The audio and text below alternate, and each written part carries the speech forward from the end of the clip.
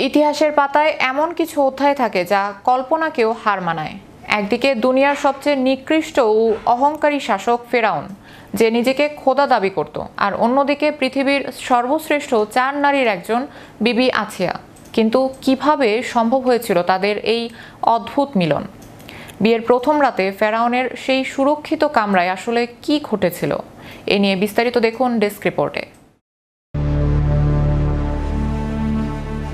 ইতিহাসের পাতায় এমন কিছু অধ্যায় থাকে যা কল্পনাকেও হার মানায়। একদিকে দুনিয়ার সবচেয়ে নিকৃষ্ট ও অহংকারী শাসক ফেরাউন, যে নিজেকে খোদা দাবি করত, আর অন্যদিকে পৃথিবীর সর্বশ্রেষ্ঠ 4 নারীর একজন বিবি আছিয়া। কিন্তু কিভাবে সম্ভব হয়েছিল তাদের এই অদ্ভুত মিলন? বিয়ের প্রথম রাতে ফেরাউনের সেই সুরক্ষিত কামরায় আসলে কি ঘটেছিল? সেদিন মিশরের আকাশ বাতাস উৎসবের আমেজে মুখর ছিল। ফেরাউনের বিশাল রাজপ্রাসাদ হাজারো মশালের আলোয় আলোকিত। হীরা জহরত খচিত সিংহাসনে বসে ফেরাউন তার উজির হামানকে আদেশ দিয়েছিল এমন এক নারীকে খুঁজে বের করতে, যে হবে সৌন্দর্যের মূর্ত প্রতীক এবং মিশরের রাজ সিংহাসনের যোগ্য রানী। চতুর হামান খুঁজে বের করল বনি ইসরায়েল বংশের মোজাহিমের কন্যা আছিয়াকে, যার রূপ ছিল চাঁদের মতো স্নিগ্ধ আর স্বভাব ছিল শান্ত নদীর মতো। কিন্তু সমস্যা ছিল একটাই, আছিয়া ছিলেন একনিষ্ঠ একশ্বরবাদী আর ফেরাউন ছিল খোদাদ্রোহী। যখন বিয়ের প্রস্তাব মোজাহিমের ঘরে পৌঁছালো, তখন পুরো পরিবার কান্নায় ভেঙে পড়ল। কিন্তু ফেরাউনের হুমকি ছিল ভয়াবহ, হয় বিয়ে, না হয় পুরো বনি ইসরায়েল জাতির বিনাশ।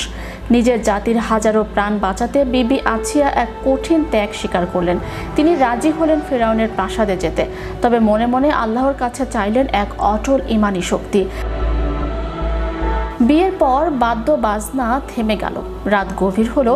ফেরাউনের প্রাসাদের সবচেয়ে বিলাসবহুল কামরাটি সাজানো হলো আছিয়ার জন্য।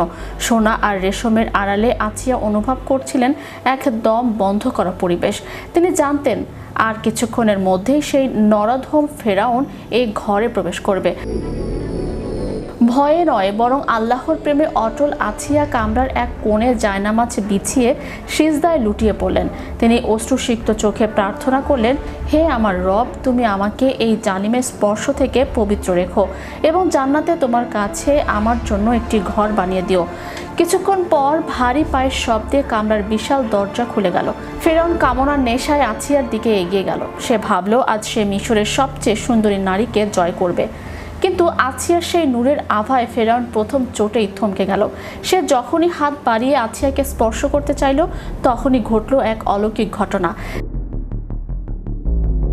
বিভিন্ন তাফসির ও ঐতিহাসিক বর্ণনা মতে, ফেরাউন যখনই আছিয়ার নিকটবর্তী হতে চেয়েছিল, এক অদৃশ্য আগুনের দেয়াল বা আসমানি বাধা তাকে দূরে ঠেলে দিচ্ছিল। তার হাত অবশ হয়ে আসছিল, বুক ফেটে আসছিল এক অজানা আতঙ্কে। মিশরের তথাকথিত খোদা নিজের কামরাতেই এক সাধারণ নারীর সামনে অসহায় হয়ে পড়ল। আল্লাহ তাআলা তার প্রিয় বান্দির ইজ্জত রক্ষায় এক বিশেষ কুদরত প্রকাশ করলেন। কোনো বর্ণনায় পাওয়া যায়, ফেরাউন যখনই তাকে স্পর্শ করতে যেত, সে এক মরীচিকা বা ছায়ার সাথে ধোঁকায় পড়ত। আসল আছিয়া থাকতেন ধরাছোঁয়ার বাইরে। অপমানিত ও বিধ্বস্ত ফেরাউন বুঝতে পারল এই নারীর সাথে কোনো এক মহাজাগতিক শক্তি আছে। নিজের জীবন আর সম্মানের ভয়ে সে আর কোনো দিন আছিয়াকে স্পর্শ করার সাহস করেনি। দিনের বেলা আছিয়া ছিলেন মিশরের রানী, কিন্তু রাতের বেলা তিনি ছিলেন আল্লাহর একনিষ্ঠ দাসী। এভাবেই আল্লাহ তাআলা ফেরাউনের ঘরে রেখেও বিবি আছিয়াকে আজীবন পবিত্র ও কুমারী রেখেছিলেন। এই মহিয়সী নারী পরবর্তীতে নীল নদে ভেসে আসা শিশু মুসাকে পরম মমতায় লালন পালন করে ফেরাউনের পতন ত্বরান্বিত করেছিলেন।